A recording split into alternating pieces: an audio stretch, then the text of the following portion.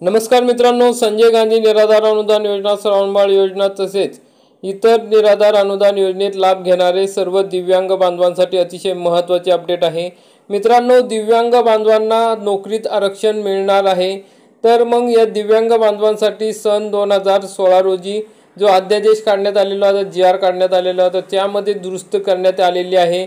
दिव्यांग आरक्षणामध्ये वाढ करण्यात आलेली आहे आणि या नोकरीत आरक्षण वाढ केल्यामुळे तसेच अध्यादेशात नवीन निकष आल्यामुळे दिव्यांग बांधवांना नोकरी मिळणे सोपे झालेले आहे। कारण की या नवीन शासन निर्णयानुसार स्पष्टपणे दिव्यांग बांधवांना नोकरीत कशा पद्धतीने आरक्षण मिळणार आहे, कोणत्या दिव्यांग बांधवांना त्यांच्या घटकानुसार कशा पद्धतीने किती टक्के आरक्षण लागू राहणार आहे, त्यामध्ये गट पाडलेले आहे अ, ब, क, ड, ई। मग या गटामध्ये कोणते दिव्यांग बांधव या ठिकाणी समावेश होतो त्याविषयी सविस्तरपणे माहिती आपण आजच्या या व्हिडिओमध्ये बघणार आहोत। म्हणजे तुम्हाला नोकरीसाठी अर्ज करायचा असेल किंवा तुमच्या बांधवांना किंवा तुमच्या घरातील कोणत्या दिव्यांग बांधवांना नोकरीसाठी अर्ज करायचे असेल तर या निकषानुसार जर तुम्ही अर्ज भरले तर तुम्हाला या ठिकाणी 100% नोकरी मिळणे हे सोपे होईल। तरी हा GR अतिशय महत्त्वाचा आहे। 2016च्या GR मध्ये निकषांमध्ये मोठ्या प्रमाणात बदल करण्यात आलेला आहे। तरी हा व्हिडिओ शेवटपर्यंत बघा आणि चॅनलवरती नवीन असाल तर चॅनलला सबस्क्राइब करा, बेल आयकॉनला क्लिक करा। मित्रांनो, आपण या ठिकाणी बघू शकता हा नवीन GR काढण्यात आलेला आहे 31 जुलै 2025 चा। दिव्यांग व्यक्ती हक्क अधिनियम 2016 अनुसार शासन सरळ सेवा भरतीमध्ये दिव्यांग आरक्षण अंमलबजावणीची कार्यपद्धती, म्हणजे या कार्यपद्धतीमध्ये कशा पद्धतीने आरक्षण राबवण्यात येणार आहे या संदर्भातला महाराष्ट्र शासन सामान्य प्रशासन विभाग यांचा GR आहे। मित्रांनो, आपल्या सर्वांना माहिती आहे की दिव्यांग व्यक्ती अधिनियम 2016 च्या तरतुदीनुसार दिव्यांगांसाठी 4% आरक्षण राज्यात लागू करण्यात आलेले आहे। त्यामध्ये अ ते ड या पदावर सरळ सेवा भरतीमध्ये जे काही दिव्यांग बांधव होते त्यांना ही पदोन्नतीने दिव्यांग पदोन्नती धोरण सुद्धा लागू करण्यात आलेले होते। तर आता काय झालंय की केंद्र शासनाने संदर्भ क्रमांक 4 अन्वये गट क येथील दिव्यांग प्रकारात आता आणखी एका घटकाची वाढ केलेली आहे। कोणते तर नैसर्गिक अंगदोष किंवा मज्जासंस्थेचा त्रास असलेले मणक्याची विकृती, म्हणजे दिव्यांग बांधव मणक्यात वाकलेले असतील त्या दिव्यांग बांधवची गट क मध्ये या ठिकाणी समावेश करण्यात आलेला आहे। मणक्याची दुखापत यांचा समावेश केला गेलेला आहे। त्यामुळे आता दिव्यांग आरक्षणाच्या राज्य शासनाच्या सरळ सेवा व पदोन्नती संदर्भातील शासन निर्णयामध्ये गट ई या बहुविकलांगता या दिव्यांग प्रकाराच्या व्याख्येत शब्दरचनेमुळे निर्माण झालेली संदिग्धता विचारात घेऊन ती अधिक स्वयंस्पष्ट करणे आवश्यक आहे।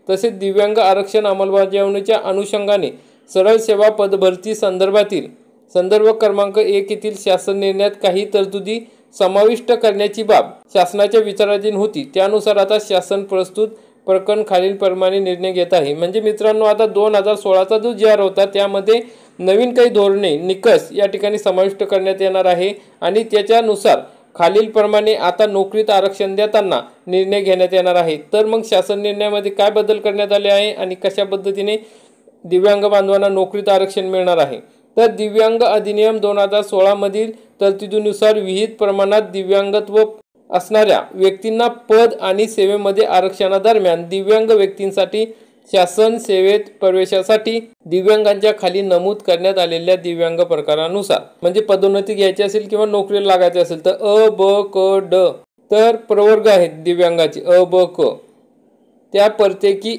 1% व गट ड व ई साठी 1% याप्रमाणे एकूण 4% आरक्षण विहित करण्यात आलेले आहे। कोण येतं तर अंध आणि अल्पदृष्टी असलेले दिव्यांग बांधव अ गटात बसतात। ब गटामध्ये कर्णबधिरता अथवा ऐकू येण्यातील दुर्बलता। क गटामध्ये अस्थिव्यंगता, मेंदूचा पक्षाघात, कुष्ठरोग मुक्त, शारीरिक वाढ खुंटणे, आम्ल हल्लाग्रस्त म्हणजे ॲसिड अटॅक, स्नायू विकृती, नैसर्गिक अंगदोष किंवा मज्जासंस्थेचा त्रास नसलेल्या मणक्याची विकृती, मणक्याची दुखापत हे गट क मध्ये समावेश करण्यात आलेला आहे। म्हणजे या अ, ब, क याला प्रत्येकी 1% आरक्षण लागू आहे। नंतर आहे ड सोमग्नता, मंदबुद्धी, आकलन क्षमतेची कमतरता, विशिष्ट शिक्षण अक्षमता, मानसिक आजार आणि ई मध्ये आहे अ ते ड अंतर्गत नमूद दिव्यांगत्व प्रकारापैकी एकापेक्षा जास्त दिव्यांगत्व असलेल्या बहुविकलांगता प्रकारासाठी सुनिश्चित करण्यात आलेल्या पदासाठी पात्र व्यक्ती यामध्ये कर्णबधिरता, दृष्टिहीनताचा समावेश आहे। म्हणजे एकाच दिव्यांग बांधवाला जर जास्त प्रमाणात बहुविकलांग असेल, म्हणजे कर्णबधिर पण आहे, दृष्टिहीन पण आहे आणि इतर कुठल्या याच्यात घटकात कमी असेल, तर त्यांना हा गट नवीन सुरू करण्यात आलेला आहे। मग दिव्यांग व्यक्ती अधिनियमानुसार तात्पुरते दिव्यांग प्रमाणपत्राच्या आधारे दिव्यांग आरक्षणाचा लाभ लागू राहणार नाही। पदोन्नतीने सरळ सेवा पदभरतीमध्ये कोणत्याही दिव्यांग उमेदवारास तात्पुरते दिव्यांगत्वाच्या प्रमाणपत्राच्या आधारे दिव्यांग आरक्षणाचा लाभ अनुदेय राहणार नाही। दिव्यांग लाभ घेऊ इच्छिणाऱ्या व्यक्तीने सक्षम प्राधिकरणाचे प्रमाणपत्र सादर करणे आवश्यक आहे। निवड प्रक्रियेदरम्यान अथवा नियुक्तीच्या दरम्यान तसेच नियुक्तीनंतर अथवा पदोन्नती दरम्यान दिव्यांगत्व संशयास्पद वाटल्यास दिव्यांग प्रमाणपत्राची तपासणी फेरतपासणी करण्याचे अधिकार नियुक्ती प्राधिकाऱ्याला राहतील। दिव्यांगत्वाचे प्रमाणपत्राबाबत सार्वजनिक आरोग्य विभागाच्या संदर्भ क्रमांक 2 मधील मार्गदर्शक सूचनांनुसार कार्यवाही करण्यात येणार आहे। म्हणजे सरळ सेवेमध्ये 4% आरक्षण देण्यासाठी प्रत्येक शासकीय कार्यालयाने त्यांच्या आस्थापना नियुक्तीसाठी योग्य ठरविलेल्या पदांची जी काही 2019 रोजीच्या शासन निर्णयातील परिषद क्रमांक 2 येथे नमूद कार्यपद्धतीनुसार एकूण रिक्त पदे विचारात घेऊन दिव्यांग आरक्षणासाठी पदाची गणना करावी। म्हणजे असे करताना भरती वर्षात 7 रिक्त पदे असल्यास दिव्यांग बांधवासाठी 1 पद आरक्षित यानुसार गणना केल्यास 100 रिक्त पदांमध्ये 4 पेक्षा अधिक पदे होण्याची शक्यता विचारात घेता 7 पदांसाठी 1 पद दिव्यांगांसाठी आरक्षित ठेवणे ही अट रद्द करण्यात आली आहे। सरळ सेवा पदभरतीमध्ये दिव्यांग आरक्षणाची गणना करताना एकूण 100 रिक्त पदांपैकी 1, 26, 51, 76 हे बिंदू खालील 4 गटात दिव्यांग प्रकारानुसार सूचित करण्यात आलेले आहेत। मग 4% एवढे दिव्यांग आरक्षण राहील। कमी प्रकारासाठी पदे सुनिश्चित केली असून आरक्षणाचे एकूण प्रमाण कमीत कमी ए म्हणजे बिंदू क्रमांक 1 ते 25, गट ब म्हणजे बिंदू क्रमांक 26 ते 50, 3 बिंदू क्रमांक मध्ये 51 ते 75 आणि गट 2 मध्ये 76 ते 100 यानुसार आता एकत्रित बिंदू प्रणालीनुसार आरक्षण मिळणार आहे दिव्यांग बांधवांच्या गटानुसार। मित्रांनो, मग प्रत्येक शासकीय कार्यालयाने त्यांच्या आस्थापनातील प्रत्येक वर्गासाठी दिव्यांगांना सरळ सेवा व पदोन्नती यासाठी 100 बिंदूवरी नामावली स्वतंत्रपणे ठेवावी। भरती प्रक्रियेमध्ये प्रत्येक भरती वर्षांमध्ये दिव्यांगांसाठी विहित आरक्षणानुसार पदभरती आरक्षण ठेवावे लागणार आहेत। तर मित्रांनो, अशा पद्धतीने आता दिव्यांग बांधवांच्या नोकरीतील आरक्षणात मोठ्या प्रमाणात बदल करण्यात आलेले आहे। दिव्यांग आरक्षणाला एकूण समांतर आरक्षण तत्व लागू असल्याने निवड झालेल्या सुयोग्य उमेदवार ज्या राखीव अथवा सामाजिक प्रवर्गातील असेल त्या प्रवर्गातील सर्वसाधारण पदावर दर्शवण्यात यावे। मित्रांनो, मूळ निवड यादीमधील पात्र दिव्यांगांची निवड झाल्यानंतर सदर उमेदवार पद स्वीकारत नाही अथवा अन्य पद स्वीकारण्यासाठी पद सोडून जातो। अशा वेळी निवड यादीच्या अंतिम मुदत संपुष्टात येईपर्यंत सदर पद दिव्यांग प्रतीक्षा यादीमधील पुढील उमेदवारास उपलब्ध करून देण्यात यावे। दिव्यांग प्रतीक्षा यादीमध्ये गुणवत्तेनुसार पुढील सुयोग्य उमेदवार दिव्यांग उमेदवाराची निवड करताना तो उमेदवार अराखीव अथवा ज्या सामाजिक प्रवर्गातील असेल त्याच अराखीव अथवा सामाजिक प्रवर्गातील प्रतीक्षा यादीत सर्वसाधारण पद उपलब्ध असेल त्या पदावर त्याची नियुक्ती करण्यात यावी।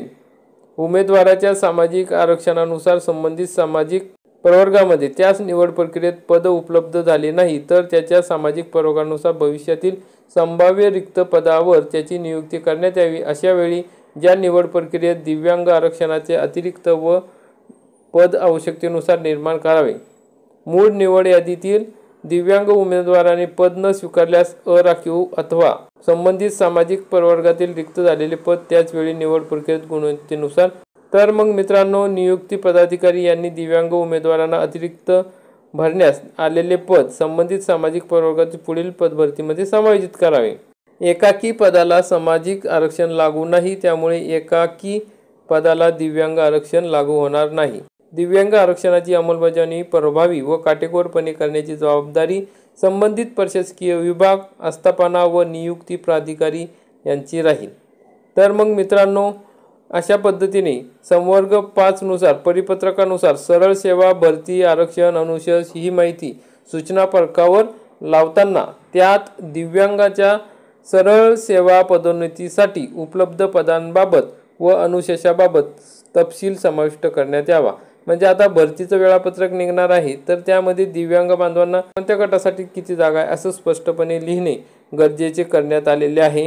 हे आदेश राज्य शासकीय, निमशासकीय शासनाचे उपक्रम, सर्व शासकीय मंडळे, महामंडळे, प्राधिकरणे, स्थानिक स्वराज्य संस्था, जिल्हा परिषदा, महानगरपालिका, नगरपालिका, शासन अनुदानित संस्था आणि ज्यांना आदेश देण्याचा अधिकार शासनास आहे अशा सर्व संस्था व सेवा यांना लागू राहतील।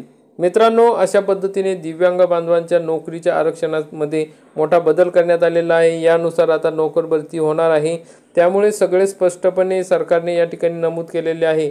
त्यामुळे आता दिव्यांग बांधवांना नोकरी मिळवताना अतिशय सोपे जाणार आहे। थोडा अभ्यास केला तर तुम्हाला सगळं माहिती मिळून जाईल। तर मित्रांनो, हा GR तुम्हाला सविस्तरपणे बघायचा असेल, तुमच्याजवळ डाउनलोड करून घ्यायचा असेल तर सदर शासन निर्णय शासनाच्या महाराष्ट्र.gov.in या संकेतस्थळावर उपलब्ध करून देण्यात आलेला आहे, किंवा आपल्या टेलिग्राम चॅनलवरती हा GR देण्यात आलेला आहे, किंवा डिस्क्रिप्शन बॉक्समध्ये सुद्धा हा GR देण्यात आलेला आहे। आपण त्या ठिकाणाहून डाउनलोड करून घेऊ शकता आणि सविस्तरपणे अभ्यास करून आपल्याला जर नोकरीसाठी अर्ज करायचा असेल तर याचा अभ्यास करून व्यवस्थित आपण जर अभ्यास केला तर आपल्याला नक्की याचा लाभ मिळणार आहे। तरी मित्रांनो, अशा पद्धतीने महत्त्वाची अपडेट होती। व्हिडिओ आवडला असेल तर व्हिडिओला लाईक करा, चॅनलला सबस्क्राईब करा, बेल आयकॉनला क्लिक करा आणि जास्तीत जास्त दिव्यांग बांधवांपर्यंत हा व्हिडिओ शेअर करा, म्हणजे त्यांना मदत मिळेल। धन्यवाद। जय हिंद, जय महाराष्ट्र।